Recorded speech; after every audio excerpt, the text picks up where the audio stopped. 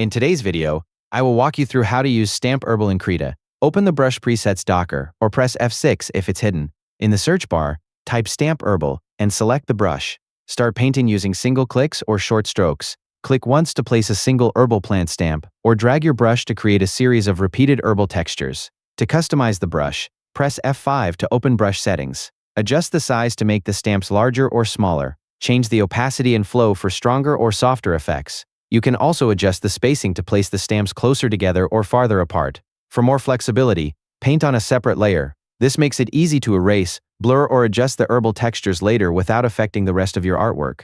The Stamp Herbal brush is designed to stamp plant and herb shapes as you paint instead of creating each detail manually. It's a good choice when you're painting gardens, nature scenes, landscapes, or adding small vegetation details to your artwork. And that's how to use the Stamp Herbal brush in Krita. Thank you for watching the video.